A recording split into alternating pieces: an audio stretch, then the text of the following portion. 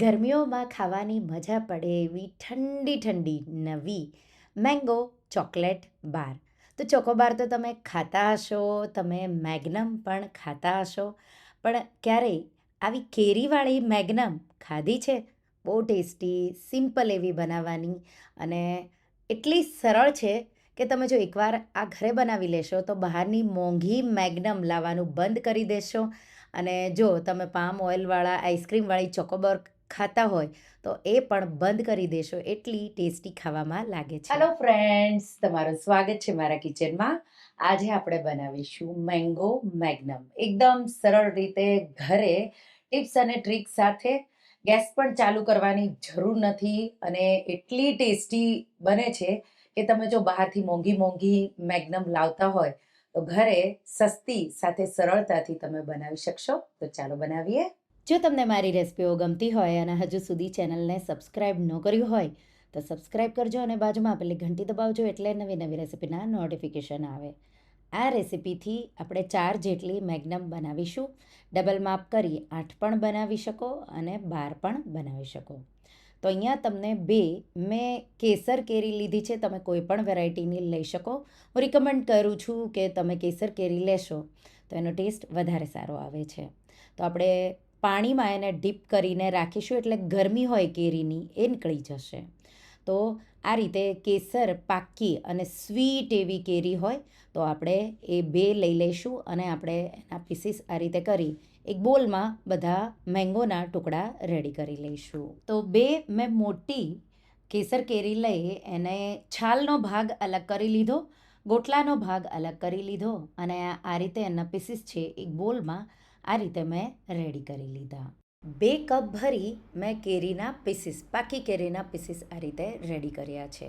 તો તમે 4 જેટલી મેંગો મેગ્નમ કે મેંગો ચોકોબાર બનાવી શકશો. તો અહીંયા આ રીતે. અને હવે એમાં અડધો કપ જેટલું ફ્રેશ ક્રીમ, અમૂલનું જે આવે એ મેં ઠંડુ કર્યું એ મેં ઉમેર્યું. એના જગ્યા પર તમે 1 લીટર દૂધને 1/4 ભાગ રહે એટલું ગરમ કરી થીક કરી એ પણ ઉમેરી શકો. 3 ટેબલસ્પૂન જેટલું કન્ડેન્સ મિલ્ક. જો કન્ડેન્સ મિલ્ક ન વાપરવું હોય તો તમે ડાયરેક્ટ ખાંડ પણ ઉમેરી શકો. કન્ડેન્સ મિલ્ક એટલે મિલ્ક પાવડર અને ખાંડનું મિશ્રણ હોય, બહુ ક્રીમી અને સારો એવો ટેસ્ટ આપે. એ તમે ઘરે પણ બનાવી શકો. એ મેં 3 ટેબલસ્પૂન જેટલું ઉમેર્યું અને પછી તમારે આ રીતે એને એકદમ સ્મૂધ એવું બ્લેન્ડ કરવાનું. આવું મિશ્રણ રેડી થઈ જશે. હવે સેટ કરવા માટે તમારા પાસે જો પેપર કપ હોય તો એ પણ વાપરી શકો. હું અહીંયા મેગ્નમ જેવો જ દેખાવ માટે આ રીતે મોલ્ડ લીધા છે. સ્ટીક સાથે જ ઇઝીલી મળી જાય છે. તો મેં પ્રોડક્ટ લિસ્ટમાં હું એની લિંક આપીશ, તમારે આ લેવા હોય તો આ લઈ શકો, નહીં તો પછી પેપર કપ પણ લઈ શકો. અને આ રીતે આપણે મેંગોનું મિશ્રણ છે એ આ રીતે સ્ટફ કરી દઈશું. એકદમ પ્રોપર એવું સેટ કરવાનું એટલે સરખો એવો શેપ આવે. અને બટર પેપરથી આપણે એને કવર કરી અને ડીપ ફ્રીઝમાં 7થી 8 કલાક કે પૂરી રાત કે પછી એક પૂરો દિવસ તમારે સેટ કરવા એને મૂકી દેવાનું. અને જ્યારે પણ તમારે આ મેંગો મેગ્નમ ખાવી હોય ત્યારે કાઢવાનું. તો એ સેટ થઈ ગયું. હું અહીંયા જ્યારે મારે એને સર્વ કરવું છે ત્યારે જ આ તૈયારી કરી રહી છું. તો અહીંયા તમારે થોડી બદામ લેવાની છે, જેટલી તમને જોવે એટલી. એકદમ લાઇટ જોવે તો પાતળા પાતળા સ્લાઈસ કરી શકો, નહીં તો આ રીતે થોડા મીડિયમ ટુકડા બદામના આ રીતે કરી લેવાના. બદામને થોડી શેકી અને પછી એના પીસીસ કરવાના એટલે એકદમ ક્રન્ચી એવો બદામનો ટેસ્ટ આવશે. તમે કાજુ શીંગ પણ લઈ શકો. ડબલ બોઇલરની મેથડ કે પછી તમે માઇક્રોવેવમાં તમારે અહીંયા ચોકલેટ મેલ્ટ કરવાની છે. વ્હાઇટ ચોકલેટ કમ્પાઉન્ડ મોડે બ્રાન્ડનો મેં લીધો છે. તો એને તમારે એકદમ ઝીણું આ રીતે ચોપ કરી લેવાનો છે. તમને ઇઝીલી ઝેપ્ટો, બ્લિંકિટ કે તમે જે પણ ઓનલાઈન જો કોઈ એપ વાપરતા હોય તો એમાં મળી જશે. આ રીતે 200થી 300 ગ્રામ જેટલી વ્હાઇટ ચોકલેટ લેવાની છે, જરૂર લાગે એટલી લેવાની. તો એક તપેલીમાં પાણી ગરમ કરવા મૂકીશું. પાણી ગરમ થાય એટલે કાચના બોલવાળું આ રીતે ચોકલેટનું મિશ્રણ મૂકવાનું છે. મેલ્ટ થાય ત્યાં સુધી તમારે એને ગરમ કરવાનું. ગેસ ન ચાલુ કરવો હોય તો માઇક્રોવેવમાં તમે 1 મિનિટ સુધી તો થોડીવાર બહાર કાઢી મિક્સ કરવાનું, પાછું થવા દેવાનું. એ રીતે 1 મિનિટ સુધી થવા દેશો એટલે ચોકલેટ આ રીતે એકદમ મેલ્ટ એવી થઈ જશે. હું માઇક્રોવેવ બહુ ઓછું યુઝ કરું એટલા માટે મેં આ રીતે અહીંયા ચોકલેટને મેલ્ટ કરી છે. આ રીતે થઈ ગઈ. તો વ્હાઈટ ચોકલેટ અને કેરીનું કોમ્બિનેશન વધારે સારું લાગે એટલે મેં એ લીધું. તમે અહીંયા મિલ્ક ચોકલેટ કે ડાર્ક ચોકલેટ પણ લઈ શકો. હવે આ રીતે ચોકલેટને આપણે આ રીતે એક બોલમાં ટ્રાન્સફર કરીશું, મેલ્ટેડ ચોકલેટને, અને એમાં આ રીતે બદામના પીસીસ ઉમેરી અને એકવાર મિક્સ કરી દઈશું. આ રીતે તમે મિક્સ કરી દો પછી એમાં તમારે જે આપણે મેંગો આઈસ્ક્રીમ સેટ કરવા માટે મૂક્યો હતો એ રેડી થઈ ગયો છે અને ત્યારે જ બહાર કાઢવાનો.